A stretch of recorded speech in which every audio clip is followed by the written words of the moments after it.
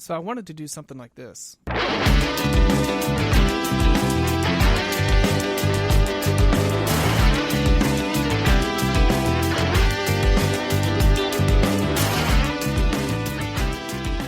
Welcome into another episode of Hail to the Dads. It has been approximately 3.5 years since we did an episode, but I don't even remember why things fell away. I think you took a trip, something like that. But you did take a trip, actually. It looked like, did you go north? Yeah, I was up north for a bit.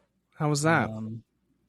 Beautiful northern Michigan, pretty good weather overall. Only one day I say of rain. north, and I assume people know you're in Michigan. Otherwise, it's just like you geographically traveled north, but no, northern Michigan. Okay, like Kid Rock. And the true north too, not the UP north, which is very, very true north. But I'm not talking. There's some people that live in the area that I live now, the Detroit area, that you draw a line 45 minutes north of Detroit, and that's up north of them. But that's very south from where I'm from, even, and I'm right in the middle. So I don't consider my hometown up north. Some people do. So it very good clarification there, because even if you did know I'm from Michigan, like, people argue what north means more than about anything else in the summer. I can't relate at all. I had no idea. We should do an episode sometime that's just like the geography of Michigan, things that you don't need to know, and that can be an episode. Where's north? Where's south? Have you heard of the Thumbbillies? No. Sometimes that's what they call people from the thumb. Oh my God! Is there a certain kind of bug that comes in? There. My brother-in-law is from there, and we were joking about that the other day. My sister had said that, and he kind of looked like, "Hey," and she's like, "You taught me that. Like, you're from there. You taught me that." Is there a certain kind of bug that comes in off the water from Canada's side that people get worked up about? I'm thinking specifically Detroit area is where I encountered this conversation. Yeah, the fish flies, or I think it's the fish flies. Are they big? Yeah, is that the thing? Like giant wings. I think there's straight up, I've always called them fish flies. I think that's literally the name, but they're just like giant wings, like triangle wings, and they just basically fly and stick, and then they don't move again. Okay. They might be alive for like 48 hours or something crazy. Or at least they, they find their spot within that amount of time, and then they're just there. And they're only there for 2 to 3 weeks. But I was actually downtown Grosse Pointe going out to, and that's like one of the areas, I'm kind of near the water. And that's one of the areas that's like probably most known to get them really bad. And went out for drinks, I think it was. And dude, every business, wall, window just caked with them the night that I went out. And it was like, oh, this is not ideal. Gross. So it's settled. We will do a Michigan geography and other weird phenomena episode at some point. This is the much anticipated expectation setting episode, the one that we talked about doing maybe a month ago. And now that we have, is it 3 weeks until week 1 or 3 weeks until week 0? Maybe week 0. Either way. 21 days. Yeah, I think week 0. Coming up. Let's sort of get ourselves grounded for the season. I want to ask high level, like, what's the vibe right now for you as we approach the start of the Kyle Whittingham era? As unknown as I've ever felt, but I think the vibes are consistent and steadily, like, good. Like, not great, not so, just good. Like, I just feel like anyone who's talked, anything you've heard, even some of the, the very much edited clips, it's hard not to feel good, because I just don't have the, personally, I don't feel the worry of like what scandal's going to drop and what could, Sharon Moore potentially do. We didn't even, last year at this time, we weren't talking about off the field stuff, but, we were probably thinking on the field, like, what's Michigan got to do to be a better team than 2024, because they just weren't great. And, kind of questioning his ability to be an in-game coach. And like, I don't really find myself worrying about much, and I don't feel unsettled. So that's how I describe where I'm at. 3 weeks out, like you mentioned. I feel calm. I think that's the word I would use. There's the regular anticipation. September 5th, it's going to be under the lights, NBC, Western Michigan. And everybody, I don't care what you say, everybody's peeking ahead to that Oklahoma game the next week on the 12th. But it's a calmness that is about me. I wish it was like a more exciting thing, but in a way that's probably good. Like what you were saying, can you imagine like if the Sharon Moore stuff hadn't gone down that badly and he was still around, there would just be so much nervous tension. Yeah. And I'm very thankful that we don't have to deal with that. So that is my word. I'm calm and I'm sort of just ready to like coast into it and see what happens. Do you think that is the bar really high for Kyle Whittingham, given like he's a coach with a good track record?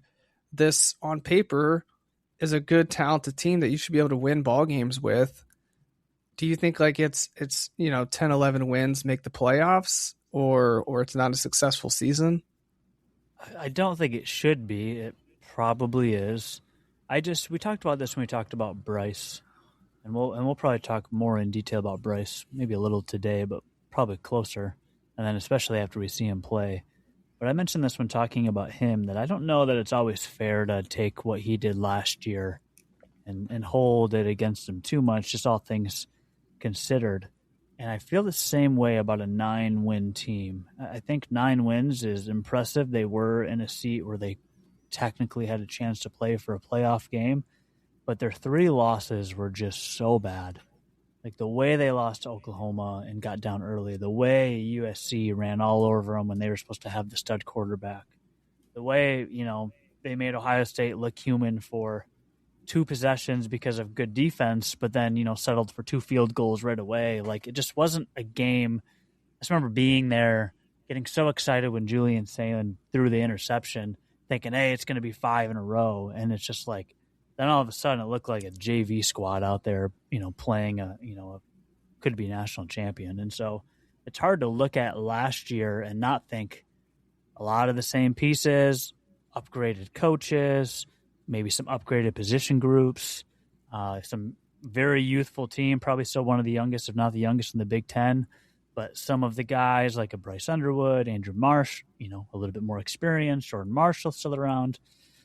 It's, I think, sadly, and I think this is where I'm at, I think it is, I don't want to say national championship caliber, but I think it is playoffs or disappointment. And I think that's probably fair, as unfair as I would have said that felt a few weeks ago.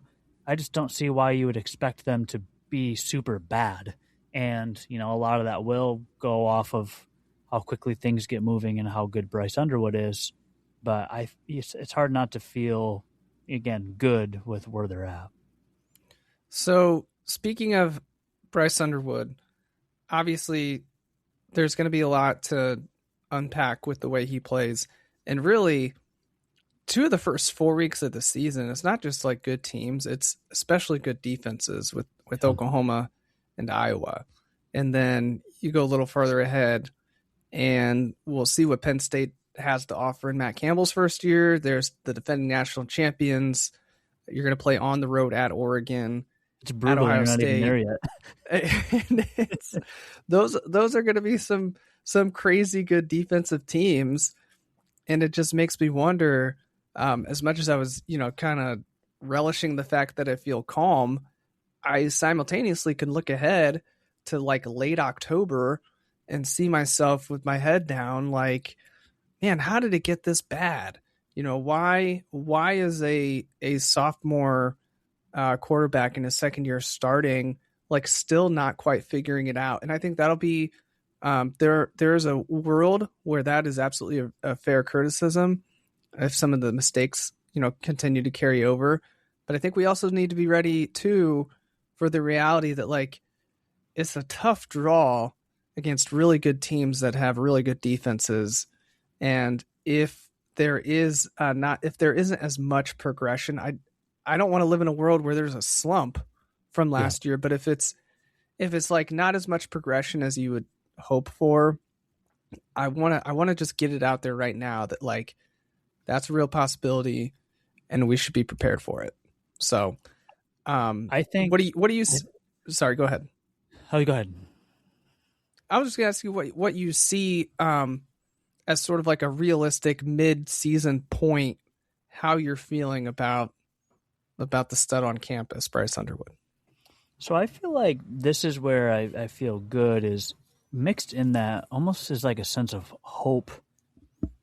And again, also an expectation that, aside from Bryce Underwood, who is a key component, I don't feel like I personally feel worried about how stagnant Michigan is going to be once you see where they're at maybe offensively. Like with this staff, and I think Jay Hill said it best in his press conference. I think he said something along the lines of like they feel like they're at a 60% install, and that they're likely not to get to 100% by the first game of the year, maybe not even by the end of this year. That this defense, and very confidently, he said, will be very good in 2 and 3 years. But they have a chance and they have the talent to be good this year. And I think the same offensively, like there's so many new things, and it's basically year one for Bryce again. It's year one for a lot of these young guys who are going through a major coaching change, major life, personal stuff with a head coach and a staff and teammates. But I have trouble seeing anything other than this team potentially getting better. And Kyle Whittingham said, if you play meaningful football in November, that's a good thing and where they hope to be at. I think that Michigan could lose to Oklahoma. I think Bryce Underwood could look flustered and not very good. But I don't think that, like last year, I don't think that necessarily – and let me clear this up. After Oklahoma last year, I wasn't thinking like Bryce stinks, the season's over. Like I still had some hope that things could get better, but you never saw a progression with him. And even with the team in general, like all of a sudden, Wink Martindale's defense was terrible on the road against USC. But it feels like this is a team who will lose for sure, but I feel like they could also get better as the season goes on. And if you think of the test that Bryce has, you have no better test, like you mentioned, than a Brent Venables led team and defense, and then, just Iowa always. And you're probably playing, two easily top 10 defenses, you'd say, at least at this point of the year, preseason wise. Yeah. And then several other great teams to come. The one thing I will say is I don't think any team in the Big Ten has a lazy defense anymore. Like I think everybody in the Big Ten plays decent defense compared to other conferences. But I think where you're at is I think you're probably realistically a little bit worried about the quarterback play. I think you're a little bit worried about why the talent on offense is not, looking like it, early on in the season. But I think you'll see growth. And then defensively, I think depth at a couple of positions, maybe linebacker play specifically, could be hard. But again, I think you'll see enough good things where you'll be like, hey, they could get better. And so I think that's kind of where I'm at is, say, week 4, either heading into Iowa or coming off of Iowa. I think we should feel some sort of confidence that, like, hey, this team could be better. Here's how they lost, or here's what they need to clean up. And I would imagine they would feel more like tangible things this year than maybe under Sharon Moore. All right. Random question for you. I'm looking at 3 games: Oklahoma, IU, Oregon. If you could only pick one of those games for Michigan to win, which one would you pick? I guess I'd probably go Oregon just because of how tough of a place that would be to play and win. I wanted to say Oklahoma because it's a home game and an opportunity to go see it. But it's early in the season. It's against an SEC opponent. It looks good on paper. Texas and Ohio State look even better on paper. But I just don't know that those games early in the season matter when there's an expanded playoff. And so I think win at Oregon. And hey, if you can win at Oregon, even if you've lost to both if you were 2-2 to start the year, you still could be a playoff team. I'm taking IU. I'm in the camp of like, I'm a little tired of IU, and I know they like that. Yeah. But it still does not sit right with me that if this goes as expected, Michigan very well could be a home underdog against IU. That's just so weird. So that's honestly the one I would pick. I'm with you on the Oklahoma game. As much as, you want to make that early season statement against a really quality out of conference opponent, in the grand scheme of things, if you take care of business everywhere else, yeah, it doesn't come back to bite you. At Oregon, that's one where, as cool as it would be to see that win on the road at that point in the season, if things are going really well, that maybe solidifies your playoff position. But I'm willing to let that one go because, again, it's just not one that I would expect Michigan to win probably anyway. I'll let it go. So I'm going to take IU. I'm just sick of it, and I want to see Michigan beat IU at home, as has been the case for our entire lives, and I just want to get back to that. I think, hey, you keep that date open just in case. You might know somebody who has tickets. Okay, I'll keep that open. That might be a big one to go be a tough one too. Here's the crazy thing. That's the premier game on the schedule this year, price-wise, which is just like, to your point, insane. Like, Indiana used to be easily one of the cheapest, lowest-tier Big Ten opponents, usually always before Ohio State, right? And, and so it's like I remember we've gone, I remember other ones, just cold, miserable, not very good football games. And then now it's like, hey, premier ticket sold out immediately, harder to get in a lot of ways than Oklahoma is. Likely. I mean, Oklahoma will travel well too, don't get me wrong, but Indiana's going to travel really well. But no, I'm with you that I could have picked that one as well. I think that one falls smack dab in the middle of the calendar. Basically. I think that one is going to be the best test. Not only because of what Indiana is right now under Kirk Cignetti, but where is this team at after playing, other meaningful football games in about half the season? And that's where I think, speaking of growth and have they improved, I think that's one of those games where you literally have an opportunity to show it. You're going to have a very experienced, older-aged, well-coached, super talented team that just won a national championship, has all the buzz in college NCAA sports in general. And is your team improving, getting better? Can you protect your home field? And can you take down the defending national champ? Because as much as it's going to feel like the good old days of, Indiana shouldn't be a problem, that would be a significant win, really, no matter what, for Michigan. And, when I look at Oklahoma, I don't know what Oklahoma is actually ranked heading into the season.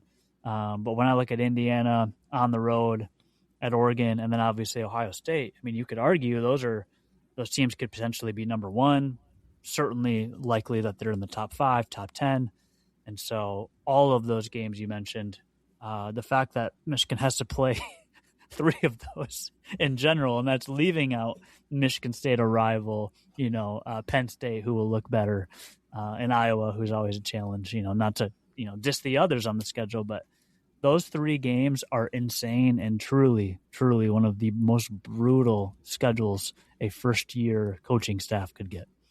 All right, I got another random question for you. This one comes from the roster.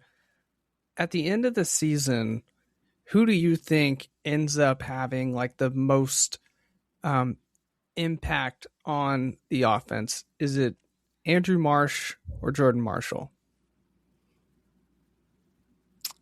I'm going to say J.J. Buchanan. No, that's not an option. I'm overall, sure. Okay, we can get there. This or that? Okay. Yeah, this or that.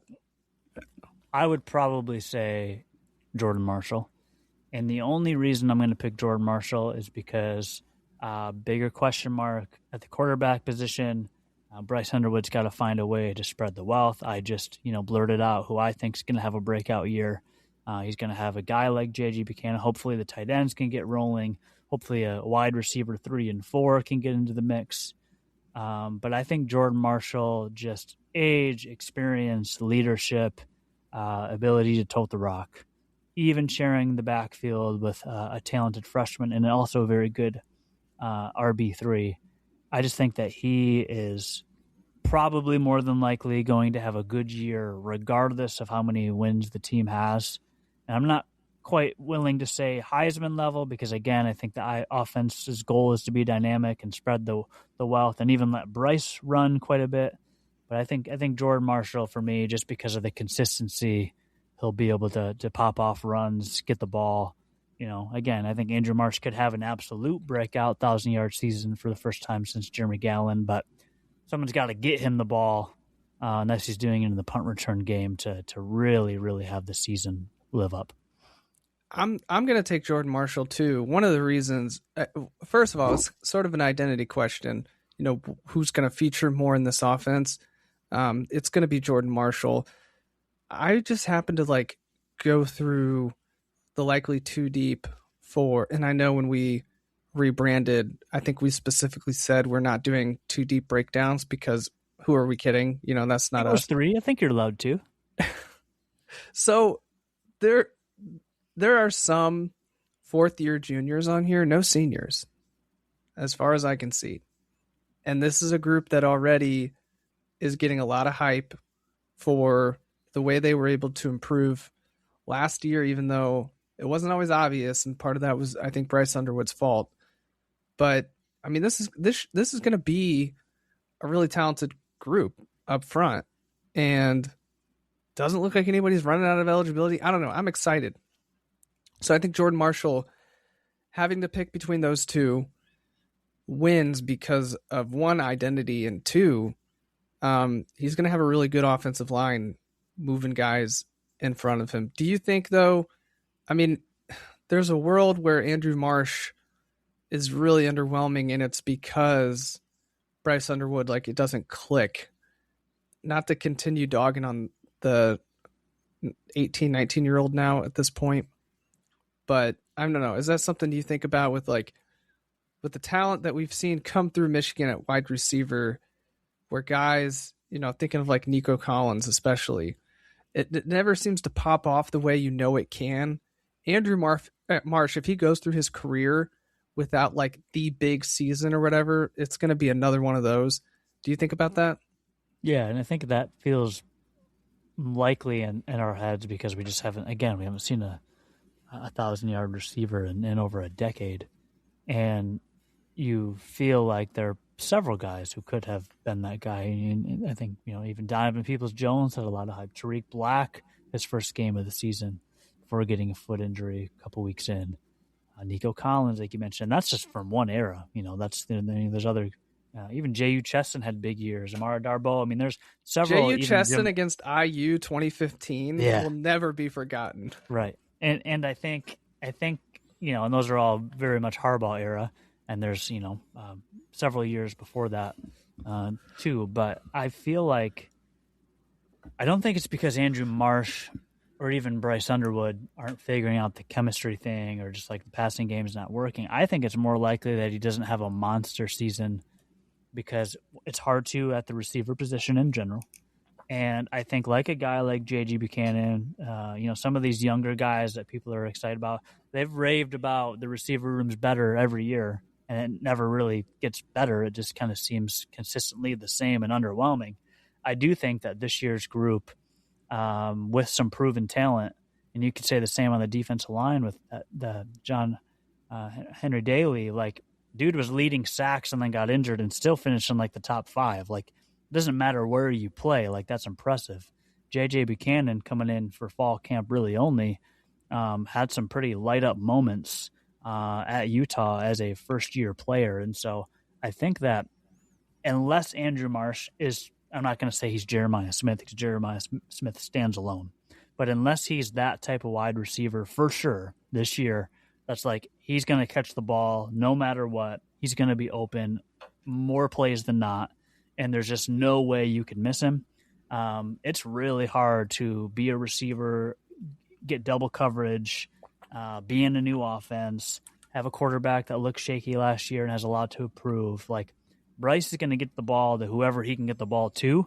And unless he has enough going and that, Andrew Marsh just continues to be a monster, I think of the Northwestern game specifically, like unless he's looking like that early, I almost think it'd be too lofty of an expectation to think that he should be that good. So again, if I were to pick what I would be more excited about, I'd be more excited about Andrew Marsh than Jordan Marshall having a big year, because that would be that big play receiver we've been waiting for, which feels like at least a third of my life now. So if not most close to of it, half. yeah. That's what I'd be most excited about, is like a downfield passing game, because then naturally, that guys like Jordan Marshall, their life is even easier than without. Last roster question for you.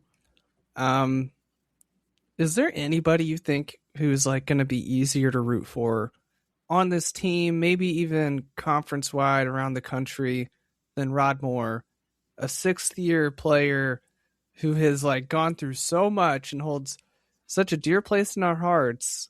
If he can just put it together one last time and like be a staple on defense, make plays, be exciting, like that's going to be one of the great stories in college football, right? Once everybody picks up on it.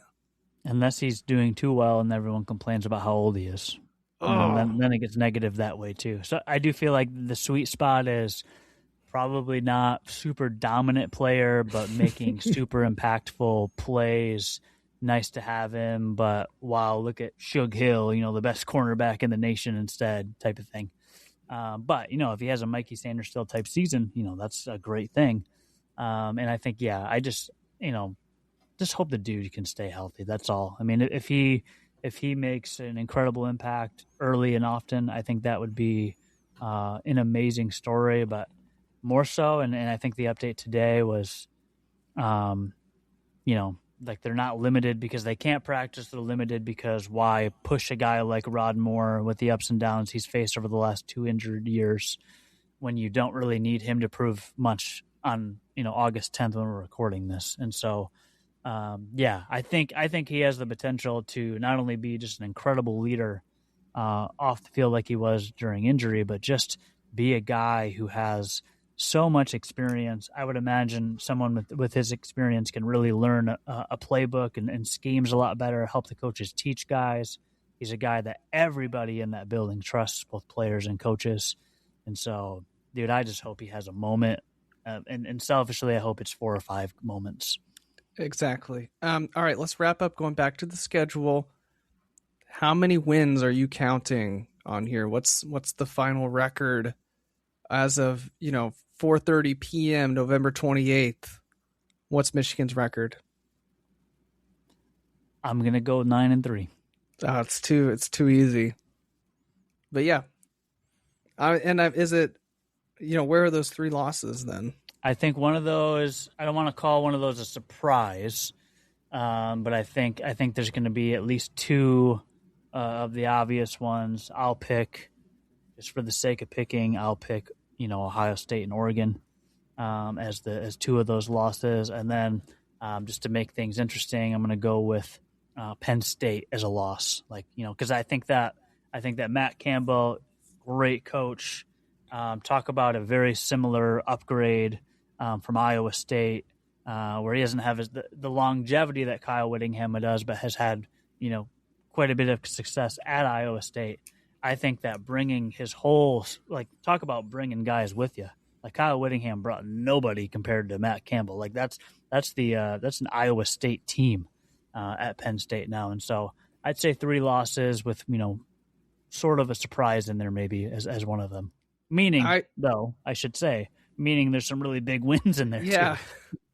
The Penn State thing sort of makes sense just from a calendar perspective. Like you're coming off of, so go to Minnesota on October 3rd, then as a bye, and then you might start looking ahead and be like, hey, there's the defending national champs coming up here on the 24th. Oh, by the way, we got to play Penn State on the 17th. So, potentially a little look ahead spot. I want to say 9-3, 8-4 is it makes a little too much sense. When you look at the combination of Oklahoma, Iowa, Penn State, IU, Oregon, and Ohio State. That's 5. You might have 5 losses there. Did I really name 5? Yeah. Oklahoma, Iowa, Penn State. Okay. I didn't mean losing all 5 of those. I'll clarify. I mean, you technically named 6 schools. I think you named Oklahoma, Iowa, Penn State, Indiana, Oregon, and Ohio State. That's 6. My point is, lots of potential, and even excusable losses, I think, in there. So 9-3, man, like, I'd be really happy with that. Also, in your scenario, well, and compare 9-3 quickly this year to last year, right? I mean, that doesn't even look like the same 9-3. If you get to, like, there is a 9-3 on this schedule that realistically, like, you just kind of have to accept. Like, that's just the state of things. I mean, there could also be a 9-3 on the schedule that would be one of the historically great 9-3s of all time. And I think last year the 3 losses were the 3 good teams, and everybody else you were able to take care of business.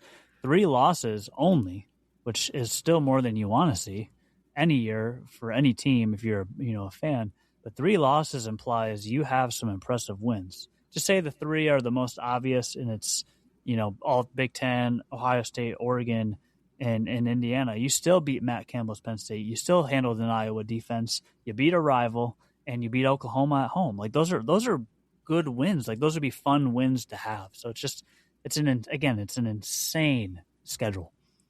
Do you remember? I think it was 2021. The running joke in college football was that Scott Frost's Nebraska team was like the best 3-win team of all time. Yeah. That just, we keep mentioning the number 3. It just reminded me of that. Man, that'd be so horrifying funny if it was one of those years. Like, and again, but really, if you think about it, it's a really good 5-loss team. Like, I think. I hope. I mean, if you're going to go to 24 teams, there's going to be a 5-loss team in there someday, I'm sure. I think if you and I think this is why I feel good, why I feel a little bit more hopeful. I think 9-3 is a very realistic expectation, hope, and goal. And 9-3 again just looks so much better than 9-3 could have ever looked, no matter what the scenario was last year. And so, big opportunity for what's going to look like a brand new team, hopefully in more good ways than not. All right, you're 9-3. I'm staking it on 8-4. Unfortunately, any plans for week 1, that night game? Hope to be there. Got some things to figure out schedule-wise. It's always amazing that Michigan football, especially since they're not going to Germany this year, love that they start 4 games in a row at home, but when half of the home games this year are 4 weekends in a row, it does make it pretty tough to make it to all 4, obviously. So my goal early is be there for the opener, enjoy some tailgating before a night game, get home far too late, and then hopefully be there and planning to be there for Oklahoma. And then I'm going to probably have to take a little bit of a break, which sucks because not only do you take 2 weeks and 2 home games, then they have an away game. And then, like you alluded to, between Minnesota and Penn State, you got to bye. So it's going to be a while before I visit again, almost a month. But yeah, that's my plan so far. What about you? No plans. I'll be home. Still after toddler bedtime though, right? Ish. It is. Yeah. Right now, we're going to bed at about the same time, but the routine has got a little longer. So yeah. I'm now telling 3 stories and singing 1 song. It used to be 2 stories in 1 song. And this kind of stuff adds up because he's learning how to stall too. Oh yeah. I'm going to walk out of the room. He's like, wait. And you can tell he can't think of anything to like hold me up. And so then he'll ask for just the most random thing in his room. Like he wants to sleep with his Spider-Man slippers, stuff like that. So 7:30, I should be out of the room, but I'll be cutting it a little closer than we were like this time last year or during basketball season. Because that little guy's like learning how to stall. Almost. Well, luckily, I would say what you said is NBC, Big Ten Saturday night. That's probably a 7:48 kickoff. You've got a little bit of leeway there. True. They like to talk for a while. I think I would honestly say 3:30 and is about as close as a kickoff is nowadays. Somehow Big Noon kickoff made 12 go from like 12:06, 12:08 to like 12:20 this last year. And then 7:30 always feels like okay, that's an 8 p.m. kickoff. Yeah, it doesn't matter where that 7:30 is on TV, whether it's NBC, ESPN, whatever. It's a 7:45 kickoff. Yeah, we all just accept it. All right. That'll do it for us. We probably have one more up our sleeves until the season gets underway. We'll have to think of something to riff about. And then, man, we'll be back watching Michigan football, watching college football. I can't wait. Take care. Go Blue. Go Blue.